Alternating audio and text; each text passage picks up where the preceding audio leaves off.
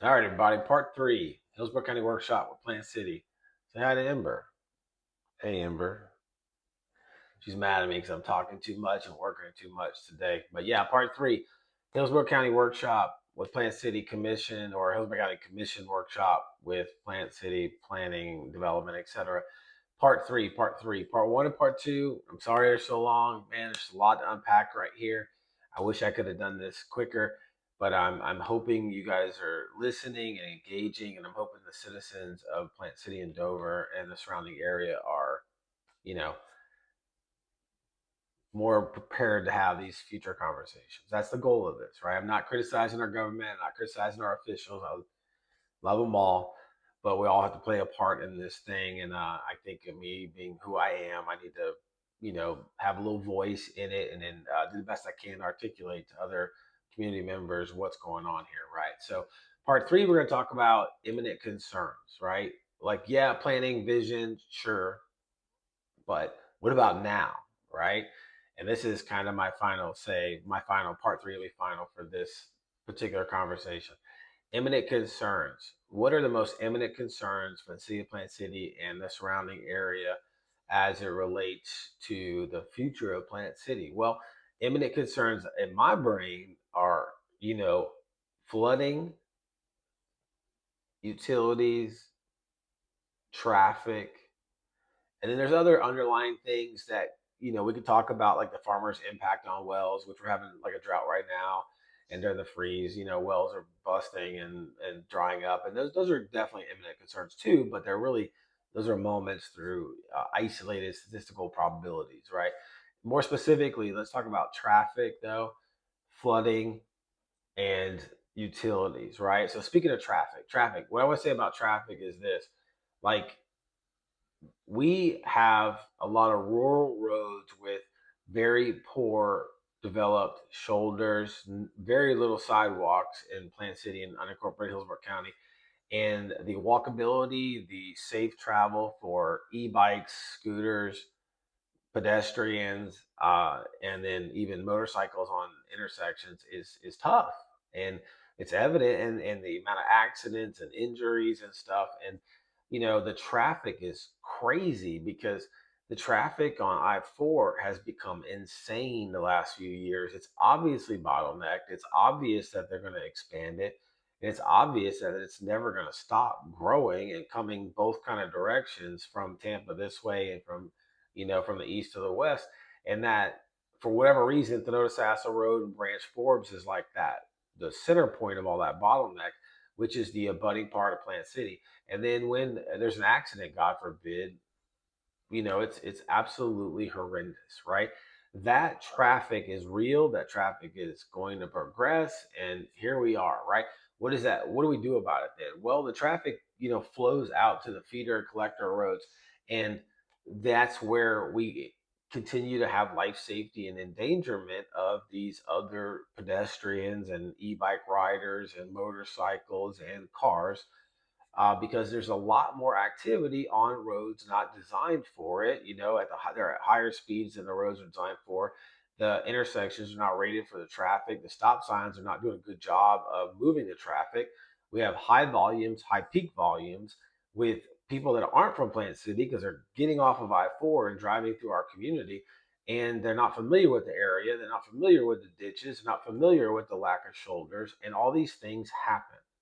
So what am I saying? What do we do? Well, we need to advocate for, hey, the future vision of Plant City is cute, but what about now?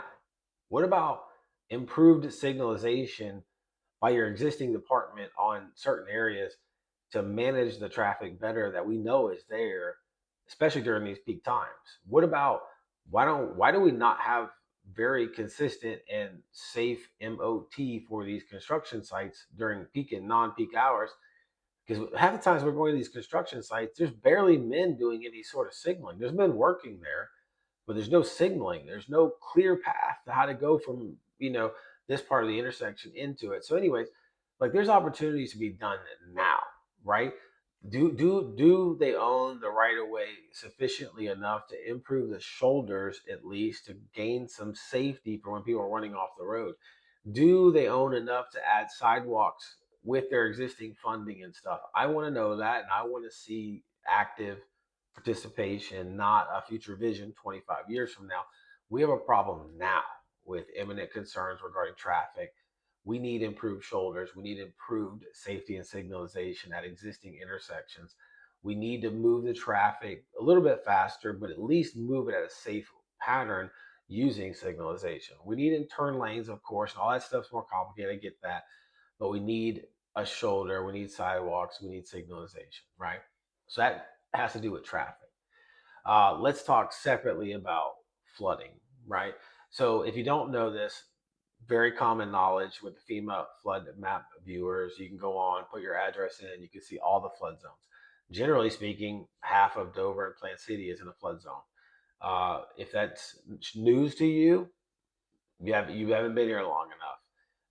We are at 100 something foot elevation, but we're still dealing with a lot of closed basin systems and creeks that don't have positive outfalls or get inundated during larger storm events, such as the case as the year of 2024, where we had Debbie, Helene, and Milton ultimately all in the same hurricane year.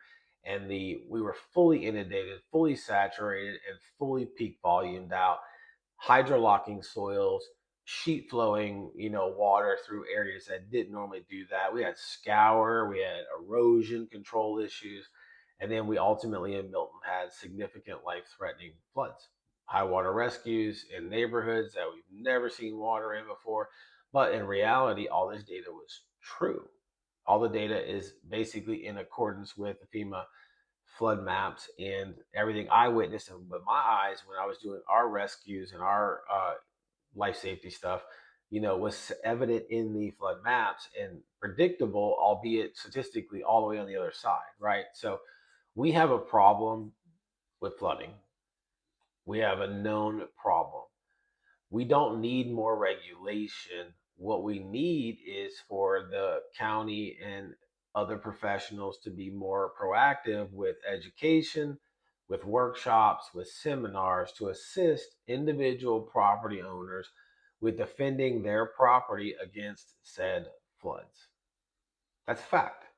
Now, I do this in practice and I do it for friends and family, of course, but we need more education, more knowledge, more assistance in education and seminars and workshops, and if possible, monetary and physical help associated with flood improvements, ditch maintenance, intersection improvement, basin maintenance, creek debris removal. We need to constantly and consistently improve our watersheds so that when that bad event happens, we end up in that statistical probability that's off the charts, that we don't inundate and harm individual homeowners who do or don't have homeowners insurance or flood insurance, and don't have the potential to leave because they're old or sick or need help. And those are the sort of emergent situations that need assistance now. The Planning Commission, the vision of Plant City, no discussion about these things. Not that it's not coming, not that it's not part of the things that happen, but my experience with growing up in Brandon and in this area is that it's more than likely our officials will not do the things that we're talking about, and we will continue to harm the existing homesteads by improved developments around them. And because of the ignorance associated with the individual homeowners not knowing how to be an engineer like me and deal with the flooding event in question and remediate their property proactively with cash they don't have, without that sort of knowledge, we will probably see more of what we saw in 2024 if those events come again. And that's a sad day. So, if you guys watched all three of these, thank you so much. Leave a comment that you did. I'd appreciate that. If you want more of this in the future, I'm happy to do it. I'll go to more meetings. I'll talk more. I'm excited about my life in Plant City, my Chitty Barndo, and being a resident of Plant City. I'm excited to contribute positively to the community in the future. Hope this helps. God bless.